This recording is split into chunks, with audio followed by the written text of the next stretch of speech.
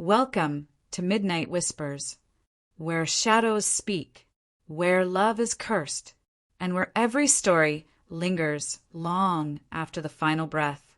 In this realm, nothing is what it seems. The sea hides secrets, the moon remembers blood, and sometimes the monsters are the ones who love us the most. So light your candle, lock your doors, and listen closely, because once you hear a midnight whisper, you're never truly alone again. Let the story begin. Tides of Fire, The Forbidden Triangle, Episode 1. Whispers beneath the moonlight. They say the sea holds secrets, but some secrets are born of fire. And when love dances between fangs, fins, and fragile hearts, the world trembles. This is not just a story, it is a storm. Adrien Whitlock was not like other villagers. He didn't fear the ocean, not even the part they called the Widow's Cove, where waves spoke in ancient tongues and fishermen vanished without trace. Every full moon, Adrien came here, alone, sketchbook in hand, painting dreams into the pages. Until tonight, something was watching him, rustling a shadow, a melodic hum, a scent of salt and smoke intertwined. Suddenly a splash, not a fish, bigger. His heart pounded, and then she rose. Her name was Nerisa, eyes like shattered sapphires, hair like kelp spun in moonlight, voice soft enough to drown a man willingly. "You see me," she said, tilting her head, scales glowing with violet shimmer. "That's dangerous." Adrien couldn't move. Was it fear, awe, or something deeper? "Why me?" he finally whispered. Nerisa only smiled, but in her smile a sadness ancient as tides. "Because he's seen you too." Adrien blinked. "Who?"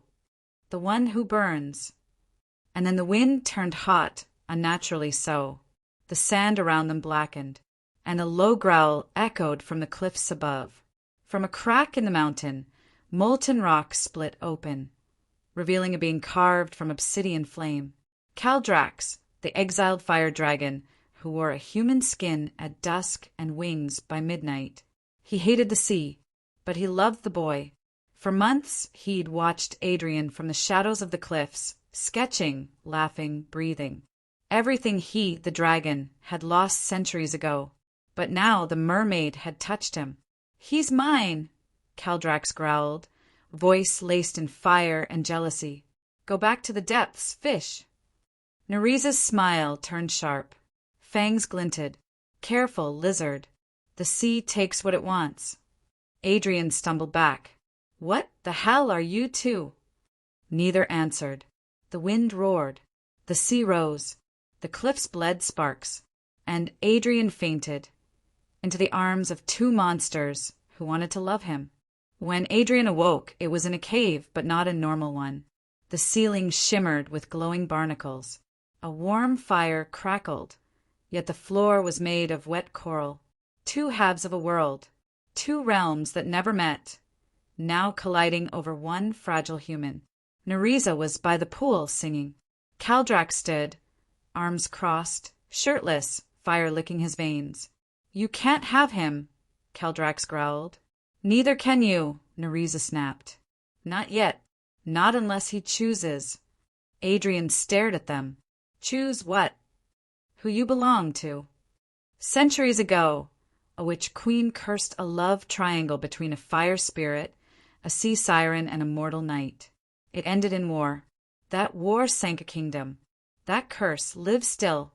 "We are the remnants of that curse," Nerisa whispered. "Reborn." Repeating. "And you, Adrien, are the mortal in the middle." KalDrax snarled. "You think he's that fool knight? That doomed lover? No, he's mine to protect." Nerisa's eyes narrowed. "He's mine to awaken." Adrien shook his head. "I'm just an artist. I don't want to be part of any curse." But when he looked at both of them, he felt something. A burning, a drowning, a desire pulling in both directions. That night, as Adrien slept, he dreamed. In the dream he was underwater, but not drowning. He saw himself, with golden armor and a burning sword, kissing a mermaid on the shore. Then fire, a dragon roaring in pain, a sword through its heart. "You betrayed me," KalDrax's ancient voice echoed. Adrien screamed, but when he turned, the mermaid was laughing. "You loved him more than me." And then everything turned to ash. He woke gasping. KalDrax was beside him, hand on his chest, hot and trembling. "You dream of before." Adrien's lips quivered. "Was it real? Am I him?" KalDrax nodded slowly. "I loved you once. I will again." But just then, the pool behind them exploded in mist and magic. Nerisa rose, soaked in blood-red glow. "He also loved me, fireworm. But this time he chooses." She reached for Adrien. KalDrax stood between them. "He chooses, but not yet. Until then, we share him." A dark silence followed. Then, Nerisa nodded. "Until blood moon." Adrien stood, confused. "What's blood moon?" They answered together. "The night your soul decides who lives and who dies." That night, as Adrien slept, he dreamed. In the dream, he was underwater but not drowning. He saw himself, with golden armor and a burning sword, kissing a mermaid on the shore. Then fire, a dragon roaring in pain, a sword through its heart. "You betrayed me," KalDrax's ancient voice echoed. Adrien screamed, but when he turned, the mermaid was laughing. "You loved him more than me." And then everything turned to ash.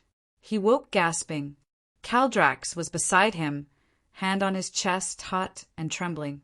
"You dream of before." Adrien's lips quivered. "Was it real? Am I him?" KalDrax nodded slowly. "I loved you once. I will again." But just then, the pool behind them exploded in mist and magic. Nerisa rose, soaked in blood-red glow.